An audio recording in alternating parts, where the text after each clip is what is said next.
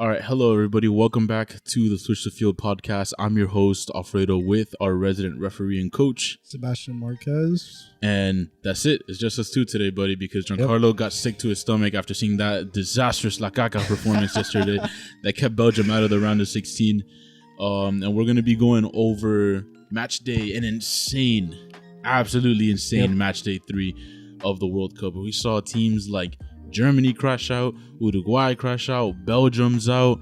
There was a point in time where Costa Rica and Japan were advancing out of Group E. 3 minutes. Yeah, it's an insane, absolutely crazy match day 3. But we're gonna get started with Group A, where the Netherlands pretty much decided that they were gonna go on in first place. But Ecuador and Senegal, huge game.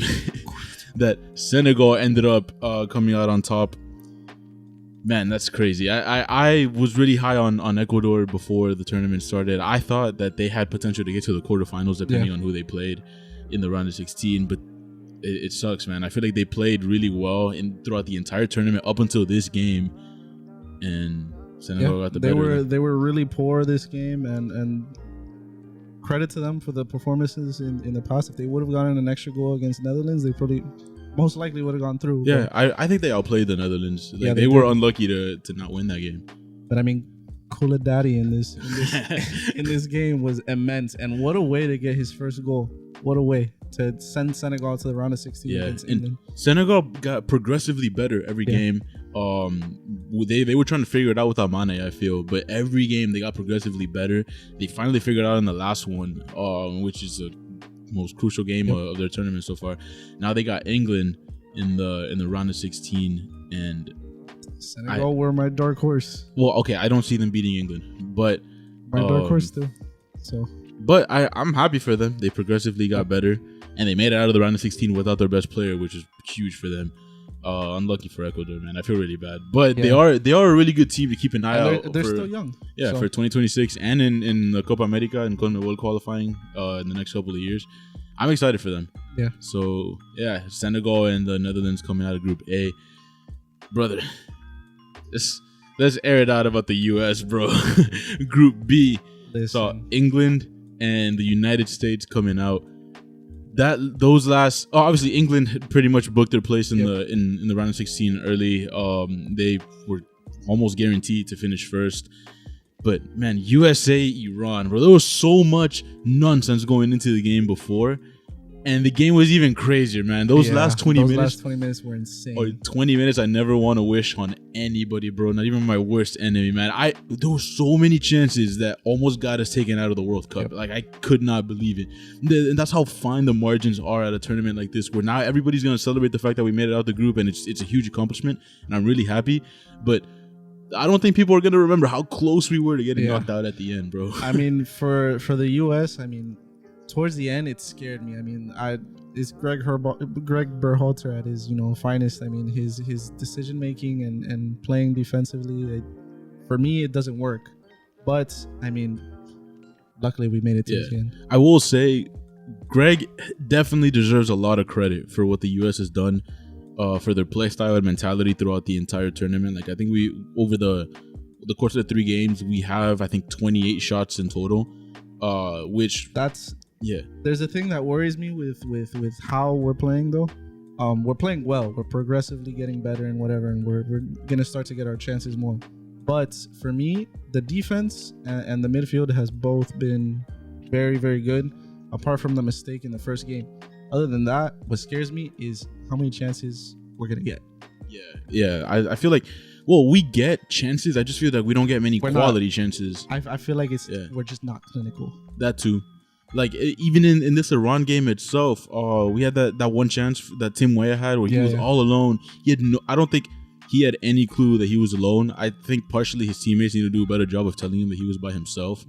We had the Tim Weah goal that was also somehow ruled offside. Looked clean to me, looking at it live. It was different. But yeah, I think the U.S. have definitely lacked clinicality throughout the first 3 games. But I want to say I'm still really proud of the way this team has played. It's been miles better than what we saw in September and in World Cup qualifying.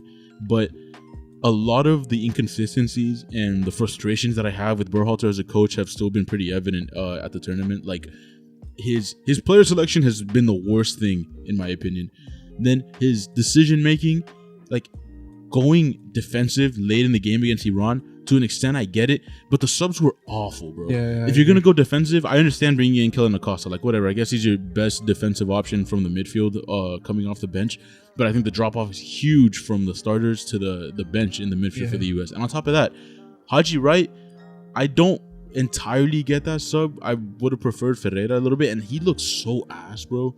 Like it was a mix of Greg making bad decisions and Haji Wright and Shaq Moore failing to look like competent players that almost got us knocked out. Shaq Moore, Clint Dempsey said it himself that he saw him raise his hand up more times to apologize for making a bad pass than making actual good passes forward, bro. To me, I don't understand how Shaq Moore has gotten more minutes than I believe one of our most talented players in the US. Don't even get me started, bro. Gio Reyna not playing was ridiculous to me. Like at the very least, not coming in at 1-0. That's what pissed me off. Is that at 1-0, you don't have anything guaranteed because you know how good the strikers for Iran are. You know that they're gonna send everything forward because all they need is a draw. All they need is one goal to go through, and you take your foot off the gas. You settle for a 1-0 win. You kind of make up your mind. You concede the game to the rest of the team and say, that's the only goal we're going to score. We're not going to try and do that anymore. That pissed me off because you're inviting more chances. You're inviting like more pressure. Yeah, you're inviting pressure and you're not giving yourself a chance to get another goal. So all you're doing is just praying that one of those chances doesn't hit. And it almost did. They had that one cross that went in for a header that just was on the outside of the post. Could have beat Matt Turner if it was on target. Obviously, the long ball that went inside, that went under Matt Turner's legs, bro. Like, dude, my soul left my fucking body. I never want to experience some shit like that again, bro. Yeah, no. But through the finest of margins, the U.S. got through, playing pretty solid, albeit not creating that many, or not converting on a lot of chances. Now we got the Netherlands tomorrow morning at 10 a.m. I'm very optimistic on that game. I am too. But we're going to get to our round of 16 predictions later. We're just trying to get through the groups real quick now. Then we also had in Group C, Argentina moved on in first place. Yeah. Mexico did all they could, sent everything to Saudi Arabia, and it was just nothing hit for them. Poland ended up going through despite the loss. That Saudi Arabia win, they did nothing in this tournament but go and just mix up this group. I feel like a lot of teams played that role where they just came to create chaos, like Costa Rica, bro. That Saudi Arabia win is what screwed everything up for Mexico and Poland because that draw killed them both. Yeah, I agree. I mean, Mexico had everything in their power to win that game by at the very least 4 goals, and they just could not convert on those last. Mexico had so many chances. I'm not sure I can't remember the stats off the top of my head, but they were sending everything. Like they had so many chances to bury that game, and even scored a goal to make it 3-0 that was ruled offside. And they just couldn't convert, bro. I mean, Poland into the round of 16 by literally the thinnest of margins. And that's the case for a lot of games at this tournament so far. Argentina getting that win, it was crazy because there was a point where like they either next Argentina goal or next Mexico goal got Mexico through, and Poland were just surviving, bro. And obviously, like I was telling you guys, Canelo apologized to Messi only because he knew that he was going to be sucking Argentina off if Argentina got him into the round of 16, bro. But yeah, Mexico head home for the first time in, I think, when was the last time they got grouped? It had to have been sometime in the 70s, I think. It's been a while, I know that. Yeah. So, and you know, they have this whole, like, legend of El Quinto Partido where they can never get to the quarterfinal, and I think they broke that curse, bro, because they didn't even get to El Cuarto Partido this time. But Mexico head home, one of 3 CONCACAF nations heading home early. Argentina won the group. Obviously, Poland, despite losing the game, they're gonna move on, and I believe they're gonna play France. They are playing France, right? Poland, yeah. Poland are playing France. France in the round of 16. Argentina playing Australia. Which, getting into Group D, insane, bro. Never thought I would see Australia make it out of this group. Australia, not on the cards. Nobody had Australia getting out of this. A lot of people had Denmark winning the group. Obviously, Giancarlo did. Yeah. And a lot of people had Denmark going deep. I could not, for the life of me, figure out why so many people had Denmark going to the final, dude. ESPN. Yes, bro. Like, I could not believe how many people were high on Denmark. I'm like, for what? Nah, I don't understand that either. And I mean, they put on a poor display this World Cup. I thought they have like solid players, obviously like Simon Kjær and obviously Christian Eriksen, our former Chelsea guy Andreas Christensen, Damsgaard. They have like a bunch of bunch of good players that I like. Yeah. But I'm still like, dude, they were never gonna get out of the round of 16, bro. I don't think so either. On top of that, they just couldn't make it out. Like Australia had one really good chance against them. It's just the power of counter-attacking football, bro. It's the power of friendship that got Australia through, bro. Australia picking up a win on the last day off one chance. Yeah. And then getting that win against Tunisia. Then Tunisia going and beating France. I mean, this group was chaotic in itself, despite France locking it up pretty early. Denmark, I don't think anybody would have predicted that they would have finished last. To finish last is and beyond me. Tunisia, to a certain point, while the Australia and Denmark game was still tied, Tunisia were going through. Tunisia were going to go through. So, I mean, to be fair to France, they put out their entire bench essentially, but they still played pretty poorly in France in that game. Yeah, I mean, they did put them in. To be fair, though, I'm not gonna fault anything France did because it's and you're putting Camavinga at left back. I mean, come on, bro. Come on. But yeah, Tunisia crashed out just barely. Argentina, barely. I mean, Australia went through, which if I'm not mistaken, is either their first or second time ever going to the round of 16. I know this World Cup was their first time winning a World Cup game in like 20 years. No, in 12 years. And they went too. Yeah, it's crazy because they probably created less than 5 scoring chances all tournament and actually ended up converting the one that they needed to get to the round of 16, which is crazy. Argentina moving on to play, Australia moving on to play Argentina now, and now moving on to probably the craziest group. It's the craziest group. Group E had Argentina, I keep saying Argentina, bro. Had Spain, Germany, Japan and Costa Rica, and there was a point in time where Spain and Germany were both crashing out. Yeah, but your main man likes to ruin all the fun. Oh my gosh, you're telling me, bro. Not only does Kai Havertz ruin the fun for being ass for Chelsea, but then he ruins it for being good for Germany, by being good for Germany. Bro, there's something about these Chelsea players playing good in this World Cup right now. I mean, look, you take them out of the toxicity that is Chelsea, bro. Look at how these players perform. I mean, Ziyech also balled for Morocco the other day. Pulisic has been playing very well in these last 2-3 games as well. Dude. And now Kai Havertz showing up. Only one that isn't performing well is Mason Mount and Raheem Sterling. What does blood do? What does he even do?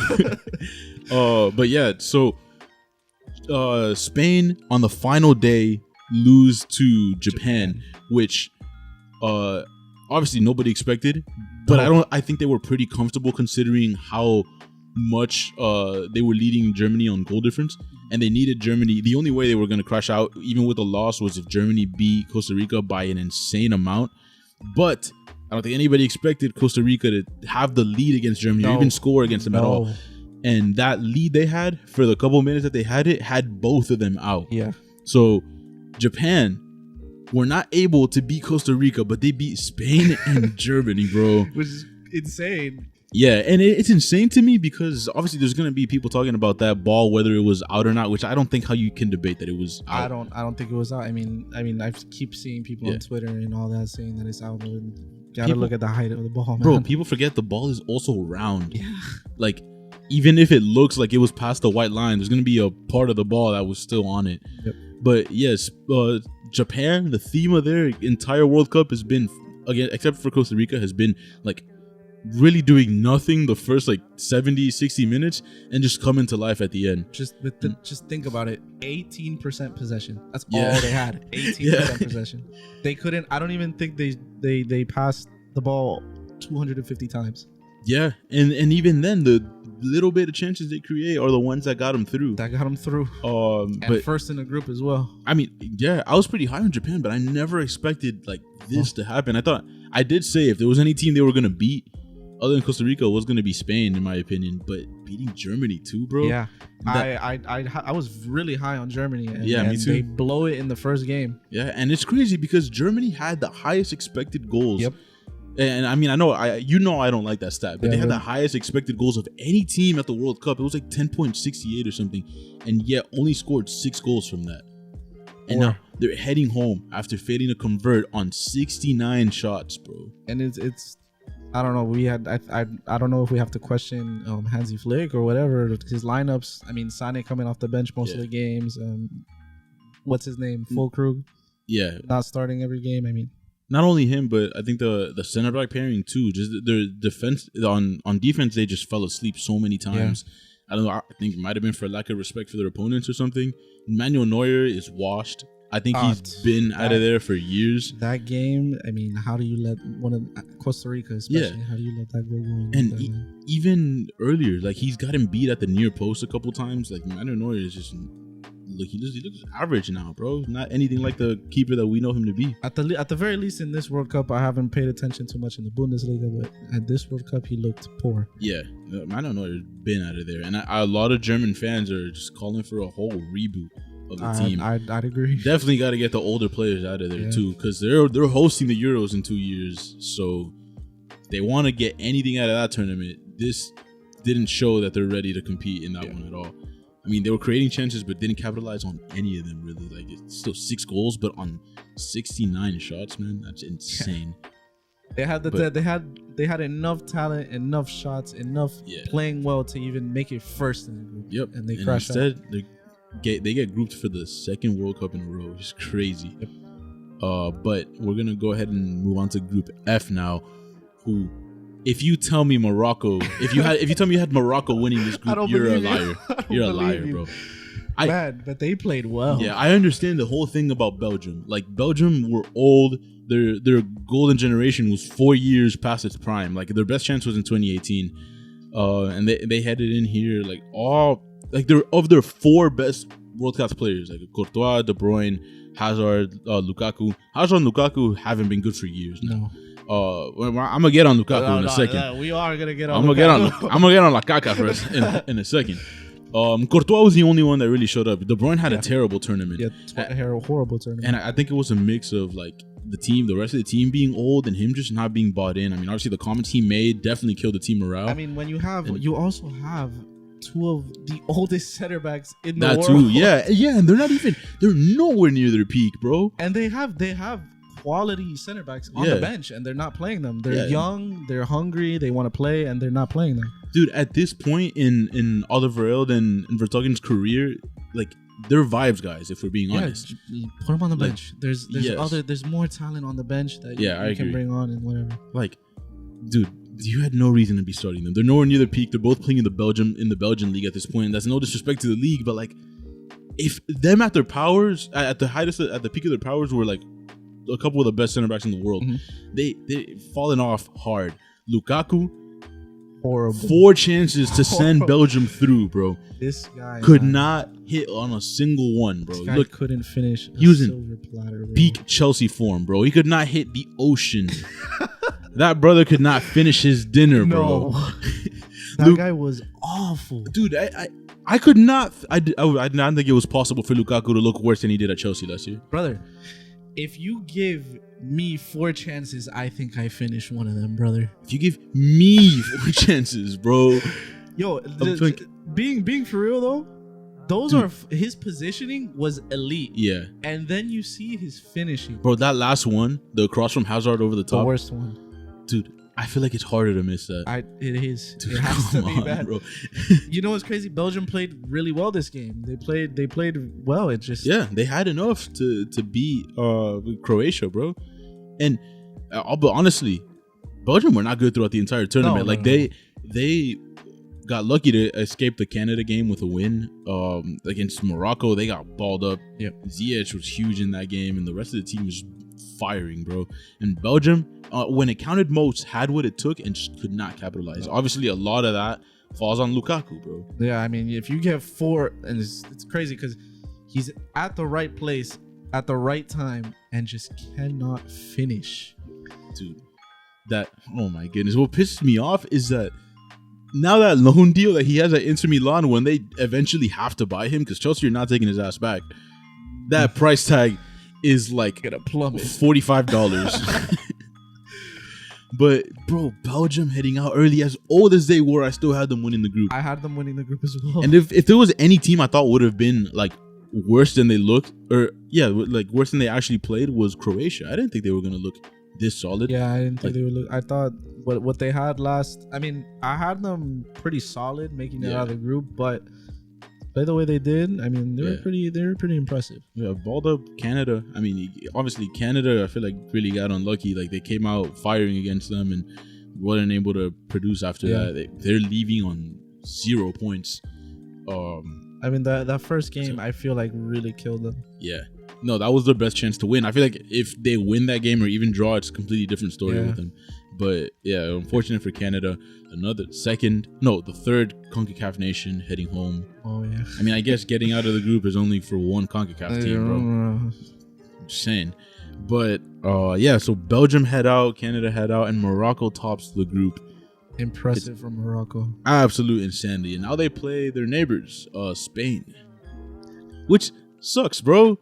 Getting first place, low-key gave him a harder matchup. Hey, but look, as much as I was praising Luis Enrique in Spain, they're vulnerable. They are vulnerable. That is true. So I can see a Ziyech masterclass as well, because he's been having a pretty good tournament. Yeah, that 7-0 against Costa Rica low-key fooled me. I thought they were looking like World Cup champions, but I forgot it's just Costa Rica. Even though they balled in the next two games, but whatever. We're going to move on to Group G now, which was the last one to be decided today. Yep. Brazil locked up first place, obviously, after two games. I mean, even though they lost to Cameroon. Switzerland with a huge win over Serbia to book third place in the final round of 16. Bro, something about those Serbia-Switzerland games, bro. Last World Cup was insane, too. And it was an insane game. It was like 2-2 at halftime, and then they took the lead 5 minutes into the second half. Like, man, Shaqiri again, bro. Guy's been doing it for Switzerland for ages now. Seems like he's old as hell. Yeah, I know. And he's only 31, bro. Definitely his last World Cup, but like, it's good for Switzerland to get out. It's something. I don't know what happened with Serbia, but something is just not. I think it's just their defense and what they had at the back, but attacking, they were really good. Yeah. I mean, that second game against Cameroon, they blew it, and then this game, they get their chances, they score, and then their defense lets them down again. Yeah, it's another one of those cases of like getting knocked out of the tournament by the finest margins, dude. Yeah. Like Serbia could have easily had, maybe not against Brazil, even though they played well the first like 60 minutes against them. They could have easily gotten out of this with like 6 points. Yeah, but absolutely. that loss that tie to Cameroon is what really killed them. You know what's crazy?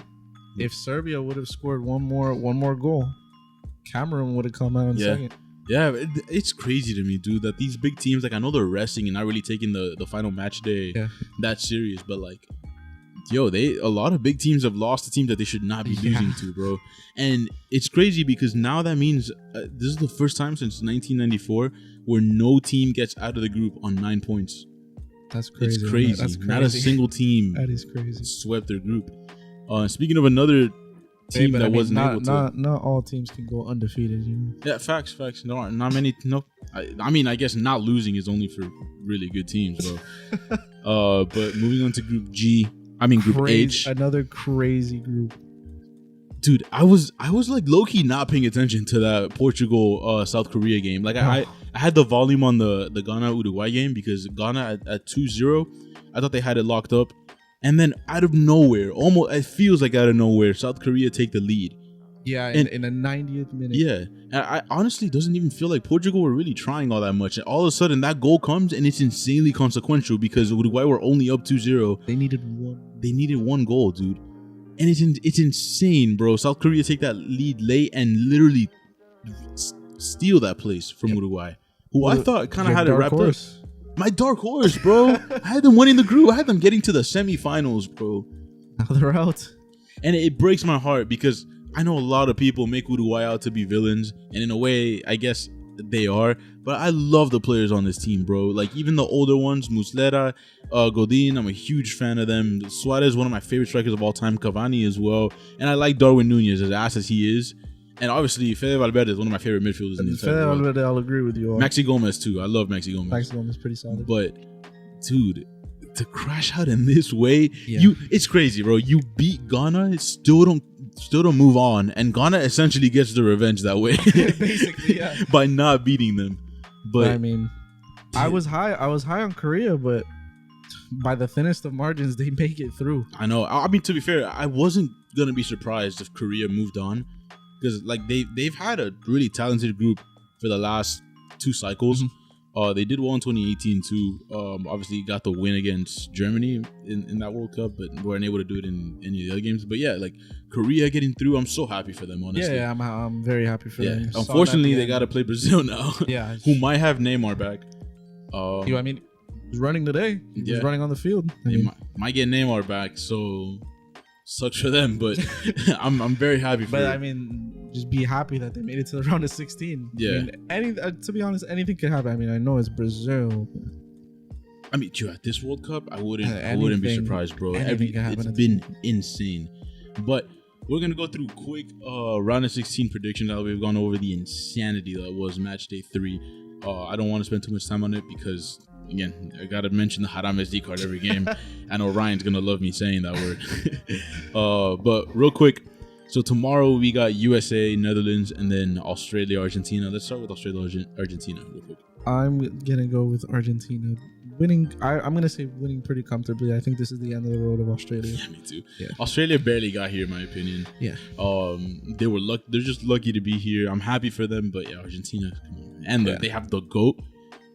Which turn around real quick, buddy. The GOAT. You know, after Ronaldo's performance today, it was awful. He was disgustingly bad. I had to put on the other GOAT's jersey. No, the real GOAT's jersey. But anyways, yeah, I have Argentina winning too, and I'm pretty sure Giancarlo does as well. Yeah. And so yeah, I'm not. Do we want to do score predictions? I mean, it's very unpredictable. All these scores. True. We're just gonna say Argentina's moving on for now. USA, Netherlands, bro. I've not been excited for a sporting event like this in. Well, okay, no, that's a lie. Maybe for Game 7, Celtics last year, but. Bro, I cannot wait for this game. I actually think the U.S. have a chance to advance for the first time since 2002. Netherlands have been, to be honest, pretty poor. I would say they would be pretty poor. They're just good defensively. I can see this game going even up to extra time and penalties. Yeah, I actually think it's going to go to penalties. It could, and in that case, anything can happen. But I'm for now reluctantly and maybe a little too optimistic, very naive of me. But I'm gonna say the U.S. are going to move on. I'll say the U.S. are going to move on, but my thing is again, my worry is how clinical are we going to be? I feel like at some point we're going to have to convert on our chances. That is true if we concede, which we haven't done in open play all tournaments. So I'm a little more comfortable knowing what we have on defense. I mean, we have enough at the back and in our midfield, I mean, I trust in Tyler Adams, Yunus Musa. Yeah, our midfield's been balling. Bro. Yeah, so. And I hope Cameron Carter-Vickers and Tim Ream start again because they looked really solid. They looked very solid. But moving on to the next game, it's just real quick before we run out of time. We got Japan and Croatia. Anything can happen in that. I think so too. And honestly, bro, because of how insane it's been. No, you know what? Never mind. I'm still gonna go Croatia to win. I'm gonna go Japan. All right, that's fair. I can see it happening, honestly. Yeah. I wouldn't be surprised at all if it does, but I think Croatia have impressed me a little more than I thought they would. And I think Japan, their like approach to these games is I don't love it for knockout round games, but whatever. I'm gonna go Croatia. Maybe by like a late goal or something, maybe even penalties. I wouldn't be surprised if Croatia go through, but I'm gonna back Japan only because of what they were able to do in that group, and I want them to progress. I want them to progress too, but I'm gonna say Croatia. Real quick, Brazil, South Korea. Brazil. Sorry, son. Yeah, time to head back to Tottenham early, buddy. England, Senegal. Senegal on my dark horse. Nah, bro, I'm sorry, I'm going England. If England do not start what I think should be their front four of Rashford, Kane, Saka, and Phil Foden, I can see Senegal winning this game. Only because I trust in what Senegal has done so far. But I mean, it's the British. It's the British. Bro, Senegal without Mane definitely deserve people's respect. They're impressing me. But nah, I think England have too much. They're my dark horse. So I'm going with Senegal. I would absolutely love to see that because, I forgot. They're on the opposite side of the bracket. But I would love to see Senegal move on. But no, England have too much, bro. Senegal are making it to the, what is it, the quarters? The quarter, yeah. Quarters. Okay, I'd love to see that personally, but whatever. We got France and Poland. Pretty easy. France. Poland don't have enough to even attack. Barely at this got point. through. Yeah, They should have not gotten through. Honestly, they got lucky that Mexico were ass. And That was the France- worst Mexico team in forever. France, even with the final 30 minutes, they even played some of their starters. So I feel like that would help them a little bit as well. Yeah. They'll be fresh. Yeah, France easily, in my opinion. Morocco and Spain. I think this game is gonna be tighter than Anything can people happen, think. yeah. I'm gonna choose Spain only because of their pedigree, their coach's pedigree, their players' pedigree, like because of the level that these guys play at. But I would not at all be surprised if Mexico go through. Like I'm more like 55-45 on this to Spain. I would not be surprised if Morocco go through. I like the way that they played in the groups. Yeah, But I'm gonna go Spain. I'm gonna go Spain as well. But it wouldn't surprise me if Morocco go through. And then final game, we're gonna go Portugal and Switzerland. I had Portugal finishing second and getting bounced by Brazil initially, but I mean they looked good. I'm not gonna lie. Everybody aside from Ronaldo, really. I'm not even trying to hate. Ronaldo played bad. This last game, he was so bad today. He was so bad today. But future Saudi Arabian League legend. Nah, but I'm gonna go Ronaldo FC. No, I'm gonna go Portugal winning this game. Not comfortably. I think there's gonna be some ups and downs, but I think Bruno has been one of the best players in the tournament. I agree. So as good as South Korea were today, I just think Portugal really weren't trying. Honestly, I think they have more than enough. Like this is an insanely talented team that Portugal have. Like they have so many good players that I think it's just too much for Switzerland. So I'm gonna go Portugal. So you got Portugal as well? Portugal as well. All right. So that's it for the group stage match day 3 recap and round of 16 predictions. Now we just got to go to sleep early today. Be ready for tomorrow because, man, if the U.S. go through, I'm going to be belligerent, bro. I don't even know what I'm going to do with myself if we get to the quarterfinals, man. But that's been it for this episode of the Switch the Field podcast. I'm Alfredo. I'm Sebastian Marquez. Thank you guys for watching.